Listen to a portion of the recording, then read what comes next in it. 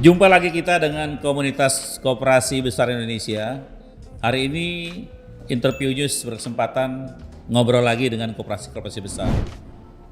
Pemirsa, kita bersyukur di Indonesia memiliki koperasi-koperasi besar, kendati tidak dikenal secara umum. Nah, salah satu koperasi yang bisa kita banggakan kali ini adalah Koperasi Karyawan Astra Internasional. Kalau ingat koperasi karyawan, kesannya ya anak buah perusahaan, proyeknya minta sama perusahaan, perusahaannya tutup, koperasinya ikut tutup, sehingga tidak jarang orang sering memicingkan sebelah mata dengan koperasi karyawan. Tetapi Astra punya cerita lain, perjalanan yang panjang, tepatnya 30 tahun, Koperasi Astra berhasil menunjukkan jati diri sebagai koperasi yang genuine. Hari ini kita berhadapan dengan Pak Bambang Wijanarko. Ini beliau salah seorang ketua di Koperasi Astra yang banyak menggeluti perkembangan koperasi kita. Kita ingin tanya nih, 30 tahun Koperasi Astra, berapa banyak proyek-proyek atau vendor kah Bapak dengan Astra sehingga bisa begitu besar? Sekaligus, konon asetnya sudah lebih dari 1 triliun ya? Ya. Wow, koperasi 1 triliun kadang-kadang nggak bisa diakal ya. Tapi kita lihat dulu kayak apa, 1 triliunnya kayak apa. Pak Bambang silakan, sampaikan sama teman-teman kenapa bisa sebesar itu. Terima kasih kami diberikan waktu untuk diajak berbicara oleh majalah Peluang.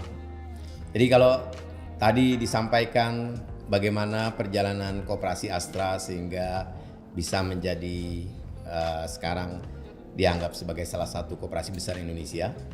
Saat ini kami mempunyai aset sekitar 1,3 triliun. 1,3 triliun aset Pak ya? Asetnya 1,3 triliun. Jadi kami mempunyai anggota 89.000 dengan anggota aktif yang saat ini adalah sekitar 33.000. Memang banyak yang tidak aktif ya, mungkin karena mereka sudah tidak membutuhkan dana untuk mereka pinjam karena sudah bisa mandiri ya. Ada pada makmur Pak ya? Sudah makmur insya Allah. Sebentar Pak, 89.000 anggota Pak. Ya. Itu berapa persen dari total karyawan Astra? Karena banyak kan? Ya, itu sekitar 54%. Karyawan Astra itu sekitar 170.000. 54% adalah anggota Koperasi Astra. Dan yang perlu diingat bahwa mereka sukarela untuk menjadi anggota Koperasi Astra, bukan dengan cara mereka dipaksa untuk menjadi anggota Koperasi Astra. Artinya di golongan menengah atas itu sudah ada kesadaran bahwa koperasi itu memang oke Pak? Seluruh golongan Pak, bukan cuma menengah atas. Ya. All level. Dan kebanyakan justru yang memanfaatkan Koperasi Astra adalah middle low, bahasa orangnya apa? Dari bawah sampai ke menengah. Ya. Biasanya mereka yang memanfaatkan pinjaman, tapi tidak berarti bahwa golongan yang manajerial tidak memanfaatkan. Mereka memanfaatkan juga untuk pinjaman-pinjaman yang kami sebut dengan priority. Iya. Tapi untuk yang simpanan, bukan simpenan nih Pak. Kalau simpanan itu urusan Pak Irsad Pak. Iya Pak. Jadi Betul, Pak. untuk yang simpanan itu juga seluruh level. Iya. Tapi mayoritas biasalah 20-80. Jadi kalau simpanan 80 adalah middle up, 20 adalah middle low. Sementara kalau pinjaman 80 middle low, 20 adalah middle up. Tadi kalau ditanya selama perjalanan kami 30 tahun, kami dulu berdiri tahun 1990, 25 Juli tahun 2020. Jadi kami baru aja berulang tahun. Memang dalam perjalanannya tentunya ada pasang surut. Tapi kalau tadi ditanya sudah berapa proyek yang didapat dari grup Astra, kami tidak mengambil itu. Kami tidak mengambil proyek-proyek yang memang diberikan oleh grup Astra sebagai kayak semacam charity gitu ya kepada karyawannya. Tidak. Kalaupun ada 1-2 dulu yang ikut, itu benar-benar kami harus mengikuti tender yang sangat fair lah, tidak ada ikut-ikutan untuk masalah itu. Dulu pernah kami mempunyai beberapa kegiatan, jadi ada pupuk pun kami pernah coba untuk mensuplai ke salah satu grup di Astra Group. Tapi ketika perjalanan waktu dan ternyata kurang begitu menguntungkan ya kami stop. Jadi itu benar-benar pure, bukan pemberian cuma-cuma dari grup tersebut. Coba Anda menyediakan pupuk lah, tidak. Jadi kami melakukan tender dengan sangat fair. Semua yang dilakukan seperti itu. Tapi tentunya saat ini kami lebih fokus kepada bagaimana memberikan benefit kepada anggota. Memberikan benefit itu bukan cuma simpan pinjam, tapi juga penyediaan misalnya 9 bahan pokok atau kegiatan-kegiatan yang lain. Kami coba untuk selalu bekerja sama dengan mitra-mitra yang kalau dimanfaatkan oleh anggota itu mereka akan mendapatkan entah itu special price, entah itu diskon dan macam-macam.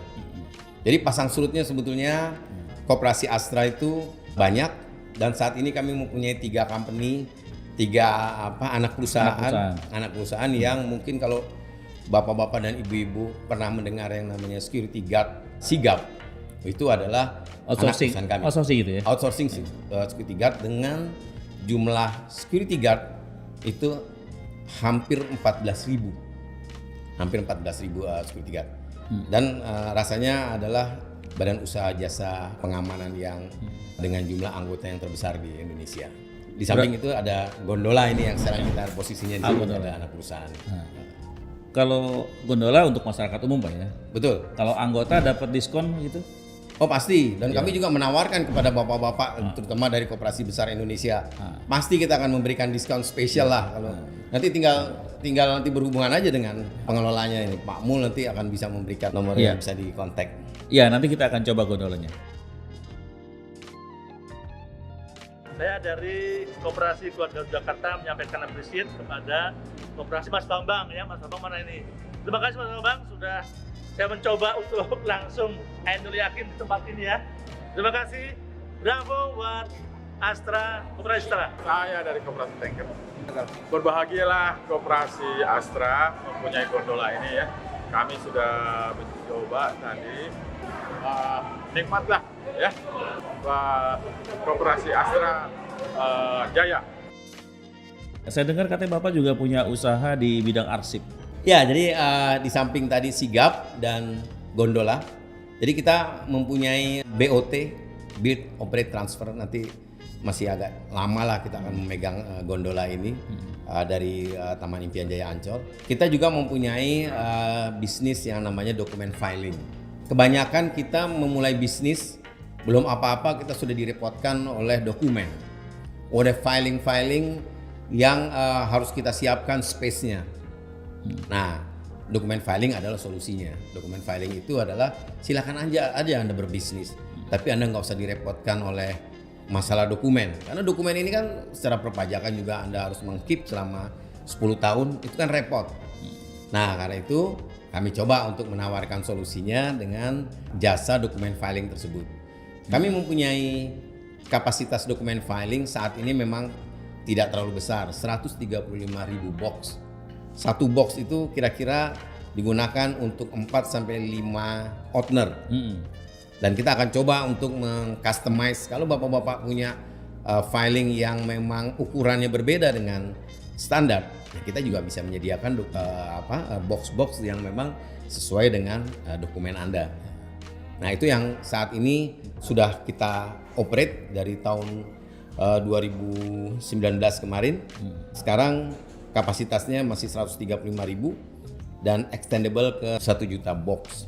Nah teman-teman, Koperasi Astra punya banyak gurita bisnisnya dan kita tahu 1,3 triliun tidak ujuk-ujuk diberikan oleh perusahaan. Perusahaan hanya memberikan ruang bergerak Pak ya.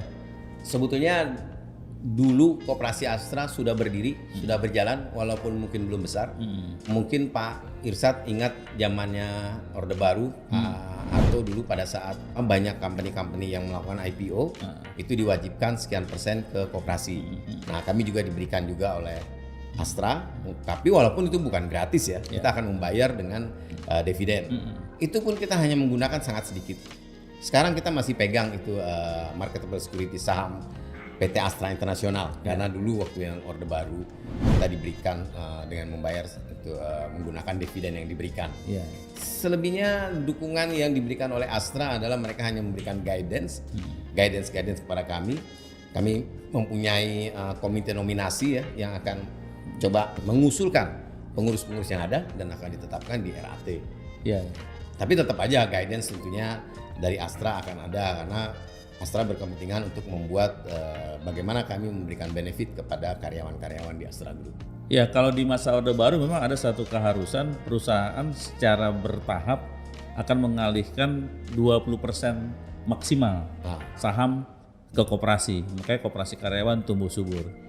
Tetapi sekarang kan katanya Astra kan sudah listing nih Pak. Ya, Koperasi Astra ikut beli juga Pak? Atau dapat berapa lembar sekarang di perusahaan? sekarang ada sekitar 1 jutaan ya. 1 juta ya? Masih ada 1 jutaan lembar. Tapi itu juga kami tidak aktif lah di masalah perdagangan di bursa. Itu hanya kita keep aja. Saya boleh saran nggak Pak? Kalau koperasi sekarang itu kan kalau di luar negeri ya, katakanlah Amerika atau Eropa sudah menjurus kepada segenap korporat itu sudah mengalihkan secara perlahan sebuah sistem yang disebut ESOP, Employee Stock Ownership Program. Semacam ada suatu program untuk mengalihkan beberapa sahamnya kepada karyawan sehingga mereka betul-betul bermartabat gitu. Kalau di Astra ada dari upaya ke arah itu mendekati Pak? Jadi sebetulnya gini, terhadap suatu program mestinya kita harus ada modifikasi. Iya. Saya nggak yakin kalau ESOP 100% diterapkan di Indonesia akan berjalan sesuai dengan apa yang diobjektifkan yang pertama. Objektif ESOP itu adalah bagaimana karyawan memiliki saham di perusahaannya sehingga dia akan loyal, akan termotivasi untuk membesarkan company tersebut. Dulu di Astra ada ESOP, tapi sayangnya karena mungkin kebutuhan si karyawan, saham itu dijual. Masih soal habits. Masih Habits and culture ya. Ya. Sebenarnya saya juga dulu dapat sih ESOP. Iya. Tapi karena waktu itu kebutuhan saya juga ya saya jual. Ini diskusi menarik nih. Sekarang ini kan kelihatannya enak aja nih Astra nih. 1,3 triliun, gedungnya oke. Tapi ada masa-masa pahit kayaknya Pak. Segala sesuatu itu pasti dimulai dengan sulit dulu, kemudian baru enak. Pak, masa-masa sulitnya apa ya Pak dialami Astra ini? Apakah tidak diberi kantor, tidak diberi peluang oleh Astra Group gitu? Ya tentunya suatu kepercayaan itu tidak datang dengan sendirinya. Iya. Itu bertahap. Kami mengajak eksekutif di Astra Group. Jadi kebanyakan pengurus kami adalah eksekutif Astra Group. Di awal koperasi Astra berjalan, itu sedikit demi sedikit kami memberikan kepercayaan kepada mereka. Itu yang kita jaga.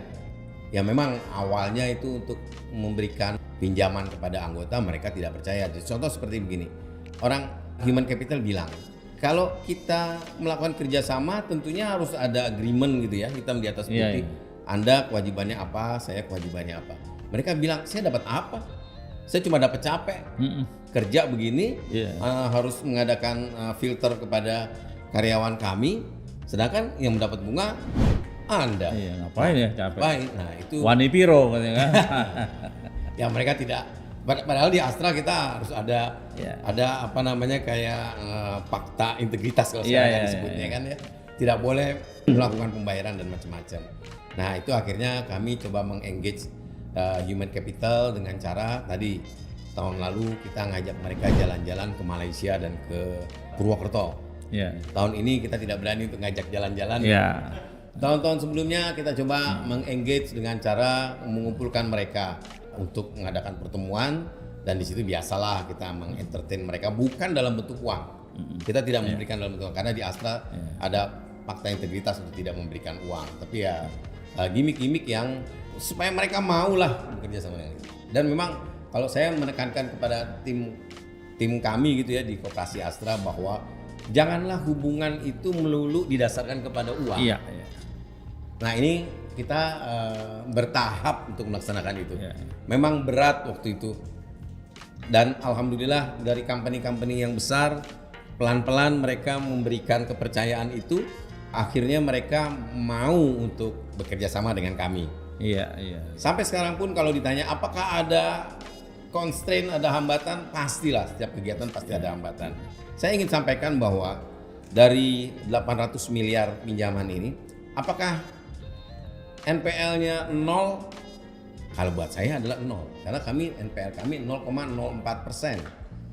0,04%. Terutama adalah misalnya ketika company ada seorang karyawan yang resign, bagaimana nih tanggung jawabnya? 100% tanggung jawab kami.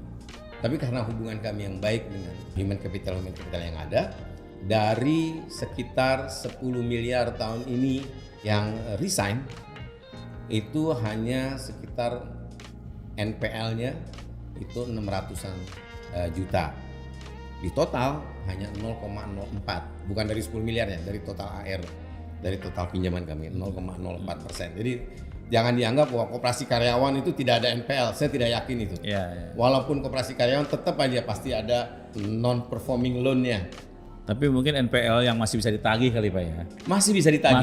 Masih bisa ditagih. Iya. Tapi walaupun mungkin membutuhkan waktu 2 atau 3 tahun untuk melakukan pembayaran tersebut. Iya. Jadi teman-teman sekalian, kita setelah melihat bagaimana sebuah koperasi di lingkungan perusahaan mampu mandiri dan memberi contoh yang baik kepada koperasi-koperasi lain di tanah air adalah Koperasi Astra.